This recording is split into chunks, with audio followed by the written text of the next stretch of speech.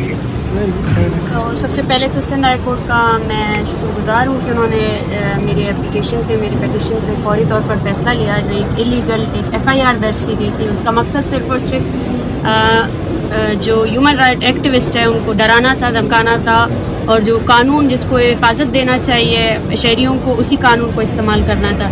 اس کے ساتھ ساتھ میں یہ بھی کہوں گی کہ اب میرا کیس اسلام آباد ہائی کورٹ میں بھی تھرسڈے کو لگا ہے چیف جسٹس کے سامنے, اور میں امید کرتی ہوں کہ جس طرح پوری دنیا ایویڈنٹ رہی ہے کہ نہ میرا نام ECL میں ڈالا گیا, نہ ہی کسی اور لسٹ میں, مجھے انلیگل طریقے سے روکا گیا, نہ روکا گیا صرف بلکہ اسالٹ بھی کیا گیا, اٹیک بھی کیا گیا, میرا پاسپورٹ تک مجھ سے چھین لیا گیا, اور اس کے بعد FIR بھی میرے خلاف درج کی گئی. تو ان تمام اسالٹس کے خلاف جس طرح سندھ ہائی کورٹ نے ہماری پیٹیشن کو سنا ہے, وہ آگے فیصلہ بھی اسی طرح ذمہ دارانہ طریقے سے کرے گی. اور اسلام آباد ہائی کورٹ میں جو میرا کیس ہے اس میں بھی چیف جسٹس صاحب اس کیس کو پرائیورٹی کے بیسس پر دیکھیں گے کہ کس طرح بلوچستان سے منسلک جو انسانی حقوق کے ایکٹیوسٹس ہیں ان کے ساتھ کیا ہو رہا ہے. Thank you. ابھی تک آپ کتنے مقدمات کیے ہوں گے اوور آل پاکستان؟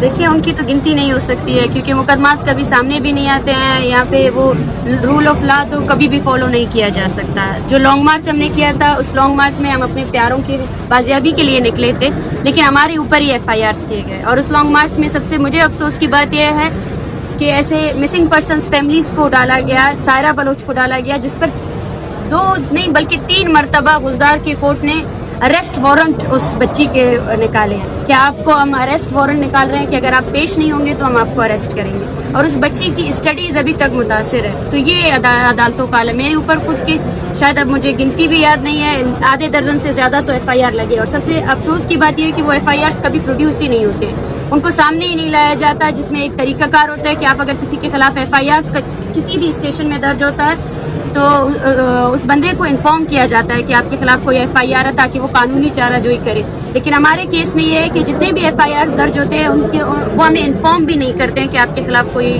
FIR درج ہوئی ہے. تو ہم اس چیز کو ابھی بھی چیلنج کر رہے ہیں. اور مجھے افسوس کے ساتھ یہ کہنا پڑتا ہے کہ گوادر میں جو راجی مچی کے دوران ہمارا نیگوسیشنز ہوئے تھے گورنمنٹ آف بلوچستان کے ساتھ, ان نیگوسیشنز کو مکمل طور پر گورنمنٹ آف بلوچستان نے توڑ دیا ہے, جس میں جتنے بھی لوگ تھے جن کا نوٹیفیکیشن جاری کیا گیا تھا کہ FIRs سکواش کی جائیں گی, ختم کی جائیں گی, لیکن ابھی ان لوگوں کو اریسٹ وارنٹس بھی مل رہے ہیں. اچھا, کراچی پوسٹ کے بعد روازاری مارچ تک آپ کے پروسیس سے بہت گزری ہے اور درد بھی محسوس کیا ہوگا. کل آپ نے یہ تمام مناظر آپ نے دیکھی, اب اس کے بعد کیا اس کے اندر کیا؟